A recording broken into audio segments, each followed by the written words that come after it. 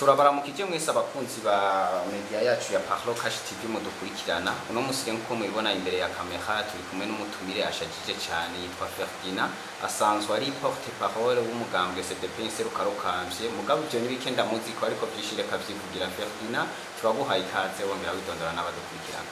Murakoze. Nkuko wabivuze ni Ferdinand Nkurunziza, nkaba ndi cegera cy'umunyamabanga mukuru w'umugambwe CDP, nkaba n'umuvugizi cyane gose. Hama rero Ferdinand, usanzwe uri umunyepolitike, turavyumva ko umaze kuba icegera cy'umunyamabanga mukuru kongera kuba n'umuvugizi w'umugambwe. Nibaza ko byinshi tugira tuze kuyaga ko kuvyerekeye ivy'ubutunzi uno munsi hashobora kuba hari icubiziko kuko abanyagihugu benshi bumva iyo tuvuze umunyepolitike ari umuntu azi byinshi, na cyane cyane mu ngingo zose zitandukanye zigize ubuzima bw'igihugu. Yasima buri cyo ndabizi ko nkuko wabivuze ntiwihenze, ni umunyapolitike, sanzwe naragize n'ivyigwa vy'ubutunzi. Ntumva rero domene ziwanyu ubumenyi cyane gose, ntihobora rero icyo ndabivuga ko nkuko wabivuze. Uno munsi rero mu bintu nkeneye ko tuza kuyaga, turayaga ku cyo bitwa education financière, na cyane cyane ko abantu benshi usanga baronka amafaranga mugabo ukuntu bayagera canke bayabika akaba ari byo bigora. Benshi mbere baranavuga bati amafaranga agoye kubika ntagoye gukorera. Ivyo no munsi rero nivyo nshaka ko tuyaga. Uno munsi nka Ferdinand turiko turinjira neza na neza mu kiyago, bavuze yuko umuntu bijyo byoroshe gukorera amafaranga mugabo agoye kubika. Twumva iki? Twumvemwo ibintu bishika nka bitatu. Twumvemwo kutamenya intumbero uba warondereye amafaranga. Twumvemwo kandi kutamenya icyo amafaranga akunda, maze twumvemwo no kutagomba kugira aho uzoshika. Iyo uvuze ko amafaranga yoroshe agoye guca, agoye gukorera, akoroha kurya, ntububeshye. Ariko iyo ufise intumbero, uko agoye gukorera niko agoye no kurya, kuko ivyo nivyo bishobora gufasha gushika ku ntumbero. Rero abantu benshi bafise ico kibazo cyo kudaharura amafaranga bafise, ayo binjiza uko angana, kugira ngo umenye ayo konsoma, ayo ukoresha uko angana. Mu bisanzwe umuntu akoresha amafaranga angana nayo yinjiza, ku rugero rwayo yinjiza. Mvuze ngo angana nayo yinjiza no kuvuga ngo ayo winjiza si kuvuga ngo yakonsoma yose, ahubwo ukoresha amafaranga ku rugero rwayo winjiza. Ugomba gukoresha amafaranga uzi ko ayo ukoresheje aheze atakintu cakazoza azokumarira, ahubwo ukavuga ngo ayo mbitse, ayo nsigaje niyo amfasha kugera ku migambi nsanzwe mfise. Icyo rero ni ikibazo gikomeye cyane dufise, cyane cyane n'iwacu muri Afurika cyangwa iwacu mu Burundi. Ahubwo nyene nico nshaka kumenya, kubera iki kino kigo ni ngirakamaro ku gihugu nk'Uburundi. Ni ngirakamaro cyane kuko abantu benshi bagenda batagira intumbero canke bakorera amafaranga badafise ico bategekanije kuzoyakoresha. Kuko hari umuntu agenda akayakorera mugabo bamaze uti aya mahera ni wayaronka uziga kuyakoresha gute iki, canke agatonda ku kazi akamara ukwezi atonda akorera amafaranga mugadafise ico azoyakoresha, akavuga ati je ndiko ndayarondera nzoyarye, nzoyaguremwo impuzu, nzoyasohokemwo, akayakorera ukwezi kose akayasohokamo umunsi umwe. Biroroshe cyane kandi urabizi kurya ayo wakoreye ukwezi kose ukayasohokamo umunsi umwe, ariko ejo aho uri kuraja hazobikubaza. Abantu benshi, reka duhere ndaguha akarorero. Ushobora kuba ukorera, sinzi ayo twovuga ko imishahara y'abantu ntayo tuba tuzi, ariko reka dutanga akarorero. Usanga ukorera ibihumbi 300 akarorero, hanyuma aho utaha bisi ikabishikayo, mugabo na moto zikaba ziriyo, na taxi zikaba ziriyo. Cyo ni cyambere. Ntiwibuke ko ikizimbutse ari bisi, kugira ngo ushobore kwekonomiza cyane kuziganya menshi, ukananirwa kuvyuka kare kugira ngo uje kuri bisi ushike ku kazi kare, ukavyuka utevye kugira ngo ufate taxi ushike ku kazi ku gihe udacerewe ariko ayo wakoreye yose uyamaze ukavyuka utevye kugira ngo uze gufata moto ushike ku kazi kare urihe menshi ushike kare aho wari kuvyuka kare ukariha make ukaziganya menshi iyumvire rero ukuntu yakonsoma ahagendwa na bisi y'amajana 5 canke amajana 6 hashobora kugendwa na taxi y'ibihumbi 30 fata karorero abantu hose bisi zigera ku majana 6 uza gusanga ko afatiye taxi zo kuri 30 iyumvire ubwo butasa buri hagati y'ibihumbi 30 n'amafaranga amajana 6 bega niwe bikora iminsi 10 ukavyuka utevye kugira ngo urihe taxi yayo mafaranga uza gusanga ukonsoma ngaho mbega iyo uvyuka kare wari guhomba iki ukagenda ku mwanya mwiza ukariha amajana 6 ukaziganya ivyo ibihumbi 29 n'amajana 4 uvuga butandukanye ivyo biva ku kirere biva ku kutamenya icyo ugomba gushika biva ku kutamenya aho ugomba gushika abantu benshi ntibiha intumbero iyo baja abantu benshi nta agenda bafise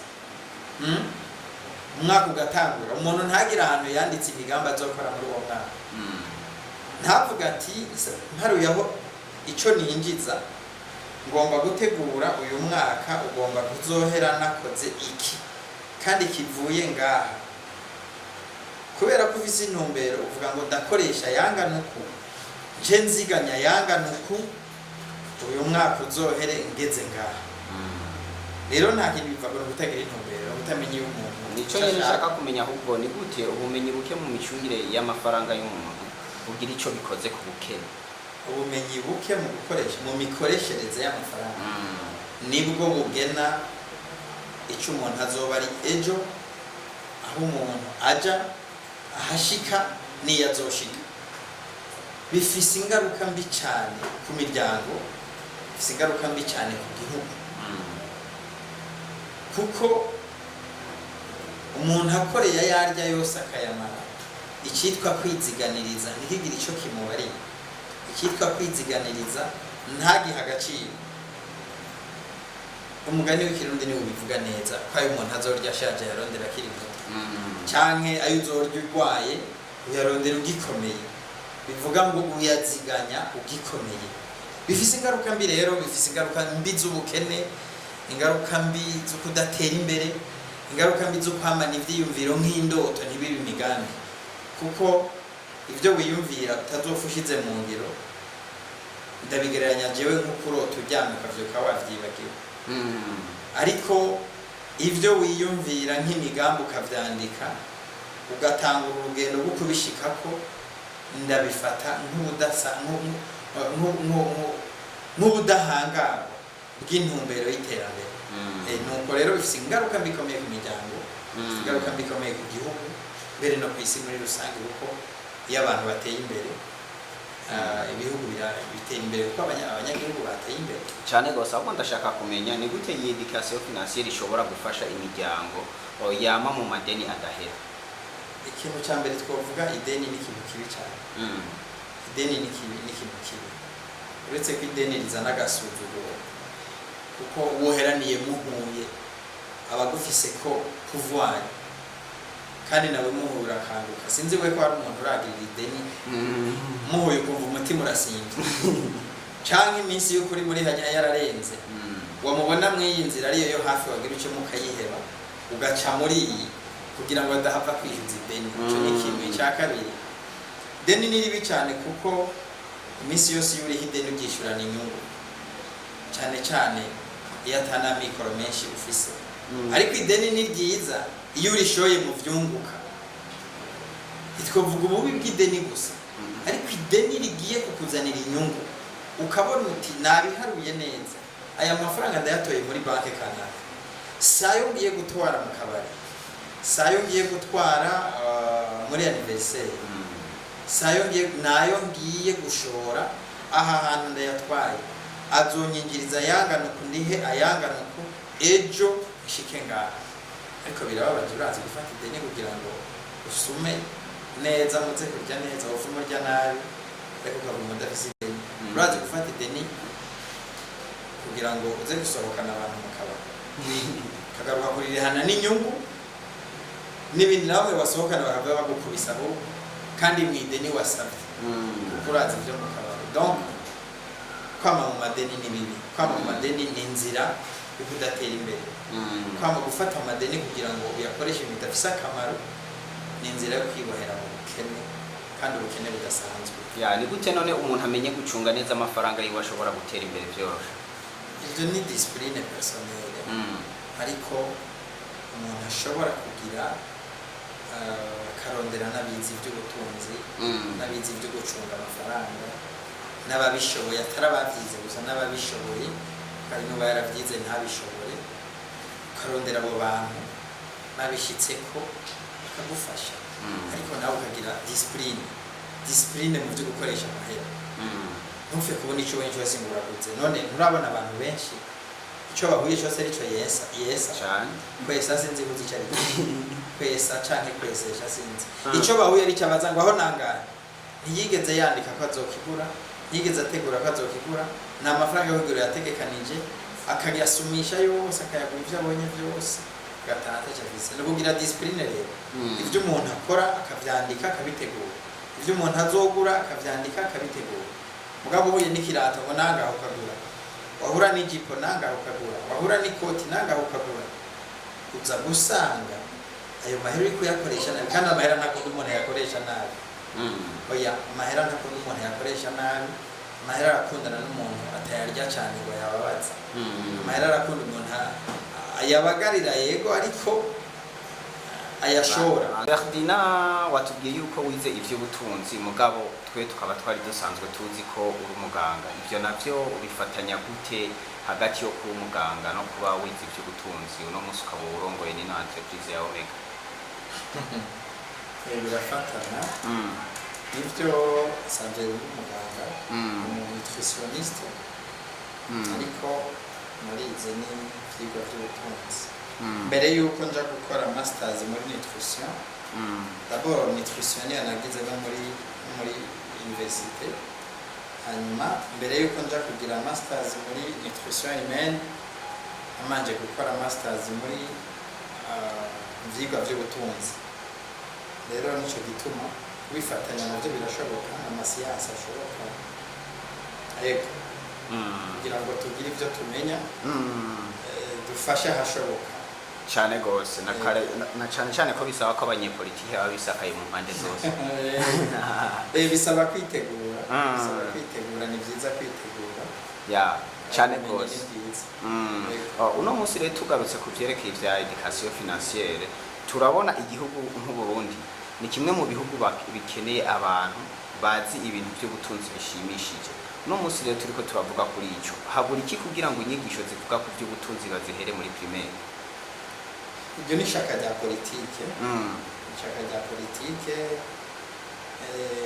byari bikenewe cyane mbere birakenewe cyane niyo aba tutatevye twaracerewe byari bikwiye ko ivyigwa by'ubutunzi ivyigwa byo bijanye no gukoresha n'imikoreshereze y'amafaranga vyigwa guhera hasi ariko muri porogaramu mu mashuri ntibirimo ariko twibaza ko bizoshigwamo ishaka rya politike ni igikorwa gikwiye gukorwa cyane kuko abantu benshi amafaranga barayaronka mugabo bakayonona bakayakoresha nabi ni bimwe twavuga kare umuntu aronka amafaranga atateguye icyo azoyakoresha cyangwa agakorera amafaranga atateguye atamigambi azoyakoresha afise naho rero ibintu bipfira ariko iyo abantu bavyize guhera hasi hakabaho n'amasensibilisation mbere bishobora kugenda neza cyane gusumba abantu bobimenya rero bibaye vyiza byoshigwa mu maporogaramu ku nzego zitandukanye yego kugira ngo abantu bamenye imikoreshereze y'amafaranga cyane gose ni gute indongozi none zishobora kugira uruhara mu vyerekeye ibyo gufasha abanyagihugu kugira ngo bamenye imicungire y'amafaranga cyangwa imikoreshereze y'amafaranga indongozi itabikora ntibikora akazi kayo iyo umaze kwitwa indongozi uri umuntu uje imbere ukereka abantu nabo bakagukurikira rero kubigisha ivyigwa nk'ivyo kubakoresha niyo bajya amanama bakoreye ku mitumba n'ahandi hose kubibashira kubibwira abantu barumvira indongozi. Rero indongozi zitabikora ziba zikora nabi, ziba zihenda. Byari byiza kubikora, bagomba kubikora bakabishyira muri porogaramu mu byo bigisha, mu byo bahanura abantu, mu byo bikajyamo bikaja ku isonga kugira ngo turonke dutegure neza ejo hazoza. Bigisha abantu kugira imigambi, bigisha abantu gufata amafaranga bayakoresha ibyo bayateguriye. Ntuse kubona amafaranga yakoresha ibyo ubonye byose nayo ntabikika iyo bigenze gutyo. Indongozi rero nigo ruhare rwazo, bategerezwa kubikora bagafasha. Indongozi ihari kugira ngo ifashe abanyagihugu gutera imbere, ifashe abanyagihugu gushika kwihangiro. Dusale n'abariko babandanya ku kiyago cacu cerekeye icungire ry'umutungo cyangwa education financière. Uno munsi buri munyagihugu wese kugira ngo dushike mu mbona kazoza y'igihugu cifashe mu 2040 giteye imbere mu 2060, ni gute umurundi wese yava kagera yogerageza gukoresha uburyo bwiyo kugira ngo tujane n'imbona kazoza? Kibazo kiragoye nticoroshe. Reka ibi bihe turimwo canke imbona kazoza tuvuga y'u Burundi bwifashe muri 2040, Burundi buteye imbere muri 2060, si ibintu byo kuryama umuntu baca vyuka bikora canke avyuke yashitse mu gihugu cifashe. Ni ibintu bikorwa bitegurwa. Rero sinzi ko kumbure twizere ko tuzohashika, kubwo kwizera kugira ngo tuzohashika. Umurundi wese yogira uruhare gusa cyo no bivuga ko umurundi wese yogerageza uko ashoboye, hanyuma indongozi zikagerageza kwigisha abantu kubaja imbere, kuzana imigambi y'iterambere ituma igihugu gitera imbere. Ariko tubiravye kuva uyu mugambi utangura kwandikwa cyangwa kwiyumvirwa, haraheze igihe ibintu bitera biyangana, amafaranga agumata agaciro ku munsi, mu isoko ibintu biguma bizimba ku munsi. Ari ingendo igomba guhinduka, hari ibintu bigomba gutegerezwa kumanza guhinduka. Hari ibyo twita mu Gifaransa des préalables, kugira ngo tugere mu 2040 2040 hasigaye imyaka 13. Muri 13 kuvyuka igihugu cifashe, sinzi kumbure ngira hazobe bitangaza muri imyaka yindi isigaye mikeyi. Ariko ibintu bigumye uko biri, iyo mbona kazoza tuzoyigumana mu bitabo, aho tuzoyishikana. Icya kabiri ku banyagihugu, indongozi zo kwigisha zigakundisha zigasensibiliza umunyagihugu, akabigira uwo ari we wese akabigiramo uruhare. Hanyuma hakabaho ibifasha ko twishika aho hantu. Abajene bakaronderega ubuzi, bakaronka ubuzi, bakugurura igiturire kikavaho kugira ngo abafise imitahe baze bashora imitahe muri iki gihugu. Abajene baronka akazi, igihugu kironke amakori. Ari ibintu byinshi, ariko hakiriho igiturire kimeze gutya kuri urugero, ntawe uzozana umutahe wiwe. Umuntu akiza azanye ikintu kiza guteza imbere igihugu, akambwira ati manzi umpaye wanje, bizotugora ko tubashika aho hantu. Ariko turizera ko indongozi zigiye guhindura ibi bintu. Sino si yapa hatabayeho changement de mentalité. Mentalité tumaze mwigihe gahinduka, sinzi ariko umunyagihugu ari wese yobigira mu ruhare akagerageza. Aho nyene tukibandanya uno munsi Uburundi ivy'ubutunzi baravuga ko igihugu gifise abajene benshi kiba gifise umutahe wo kugira ngo gitere imbere. Aho bakigeranya n'ibihugu nk'Ubutaliyano usanga bifise abantu bashaje cyane, bakavuga ko ubutunzi bwabo buriko buragenda bumanuka cyane kubera ata abantu bafise bakora cyane. Muga natwe tukabona Burundi ari igihugu gikenye, muga gifise abajene bakiri mu de 35 benshi gusumba abantu bashaje. Ariko tukabona n'abajene oriyo gukora ibintu ngaha mu gihugu kugira ngo yambona kazoza ishoboke bakihutira kuja hanze. Eske kuba abajene benshi bafise ingufu zo gukora bariko baja hanze nta mpungenge zihari ko ubutunzi bw'u Burundi bushobora kugira ikibazo canke niko karyo keza ko kuba nka za Centrafrica usanga amahera akora mu gihugu menshi atangwa n'abadiaspora? Ndacishura mu buryo bubiri. Kimwe gusa bavuze nshigikiye nuko igihugu gifise abajene, igihugu gifise urwaruka kiba gifise inguvu, kiba gifise amahirwe menshi yo gutera imbere, kubera ko abo nyene nibo bagifise inguvu zo gukora, bafise ivyiyumviro bikiri bigishigwa mu ngiro, ivyo biyumviye bashaka no kubikora. Rero igihugu gifise abajene benshi kiba gifise amahirwe menshi yo gutera imbere. Si harya gusa bavuze n'Ubushinwa nuko bwo bwagize abantu benshi buca butera imbere. Bavuze Ubutaliyano ko bufise abantu bashaje, nyene uravyumva abantu bashaje baba bashaje, ibikorwa ntibiba byinshi, ingufu zo gukora si nyinshi, amahirwe si menshi yo gutera imbere mu gihe population irimo abantu bashaje cyane. Twebwe rero amahirwe menshi, amahirwe menshi kuba dufise abantu bakiri bato ngahe iwacu mu Burundi, abajene bafise ingufu. Hanyuma icyo kuba baja hanze naco ni kimwe mu bishobora gutuma igihugu gitera imbere, ariko n'igihugu naco kirakeneye gukoresha abajene. Ariko iyo abajene bagiye hanze bagiye kurondera amahera, bafise intumbero, bavuga bati tugiye kurondera amafaranga tugaruke twubake iwacu, tugiye kurondera amafaranga twinvestise mu gihugu iwacu, tugiye kurondera amafaranga dufashe imiryango yacu. Mu mafaranga baramika mu gihugu harimo yaja mu ikoro, mu bari hanze guca amafaranga harimo abarihira abana barumuna babo amashuri, harimo abafasha abavyeyi babo mu bikorwa ibinabiriya by'iterambere, harimo imigambi y'iterambere baza bakubaka ngaho. Ivyo rero nico bicitwaza uvuga ngo bizotuma Burundi budatera imbere. Oya, ahubwo hoba kwigishwa cyane kw'abo bajene, uburamutse agenda akamenya intumbero, akamenya ikimujanye, akagenda agakora ikimujanye, akazana amafaranga, tukubaka igihugu. Hanyuma n'igihugu kikaraba abahinga ntibahere bagenda, kandi nk'uko babivuze, erega n'ubundi nibaguma bagenda kuyarondera hanze, aha tuzobura abadufasha mu bisata bimwe bimwe by'ubuhinga.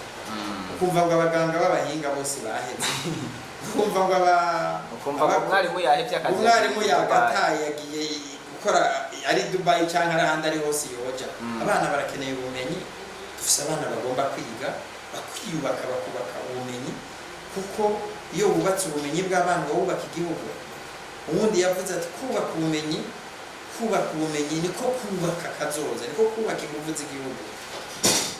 Rero abarimu nibahera urumva ko bizoba ari ikibazo, abaganga nibahera azoba ari ikibazo, n'abandi izindi nzego tutokwiga turadondagura. Ari aho tumaze iminsi twumva ubushikiranganje bukoma induru ngo baheze mu bisata bitandukanye, no kuraba ko ibikorwa tekinike ngaha canke ibindi bisaba ubumenyi, abo bantu tukabasigasira tukabagumana cyane gikose. Uno munsi wewe nk'umunyepolitike, kuri wewe nk'umunyepolitike imbona kazoza irashoboka canke ntishoboka?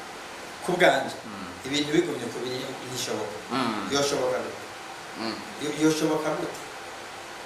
Erega araba, erega hari ama-indicateurs arahari. Mbega turiko turakora iki kugira ngo imbona kazoza izoshoboka? Amafaranga y'agaciro tudafise ni biki turiko turategura bizoyaduha?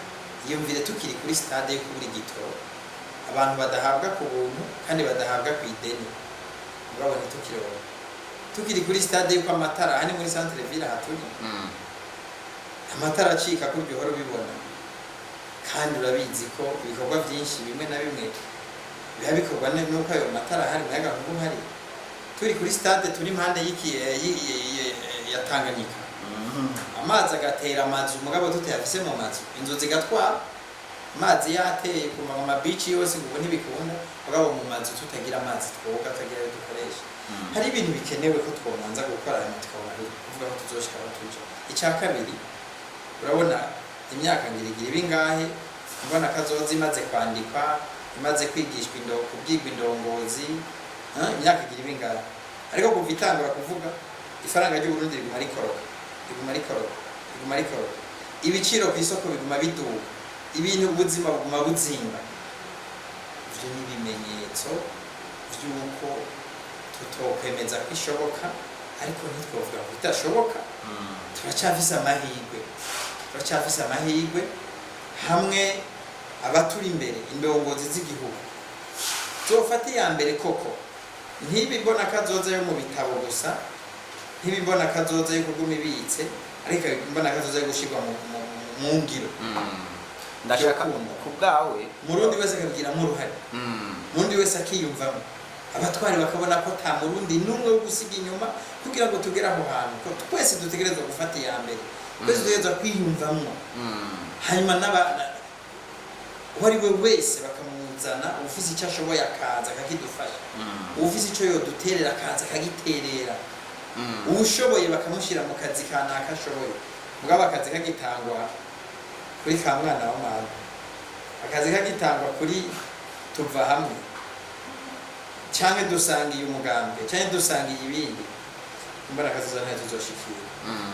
Uno munsi dusanzwe tuzi ko hariho ibisata bimwe bimwe ari nka facteur principale ku buzima bw'igihugu cyane kugira ngo iyo mbona kazoza ishike. Aho turavuga igisata cy'ubutunzi.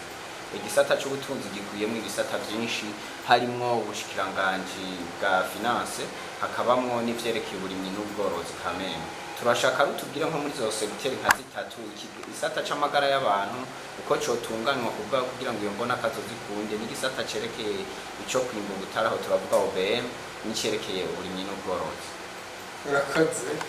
Barije ibisata byinshi mu mwanya umwe, ariko bahereye ku magara y'abantu. Umuntu kugira atera imbere amanza gukomera. Umuntu atakomeye, adafise amagara meza, ashobora kwiyumvira iterambere. Umuntu adafise amagara meza, n'utwarondeye aduhereza ku miti, n'utwarondeye aduhereza mu baganga. Amagara y'abantu ni ikintu kigomba kwitabwaho imbere y'ibindi byose. Ibiharuro birerekana ko la malnutrition ngaha mu gihugu iri hejuru cyane. Sinzi ko mu kirundi twovyita gufungura nabi, twovyita ibiharuro biri hejuru cyane. Byumvikana ko abantu benshi ngaha iwacu, uko abahinga babivuga cyangwa ko ibiharuro byerekana ko mu bantu 100 nibaza ko hafi 50 cyangwa abarenga baba bafite ibibazo byo gufungura nabi.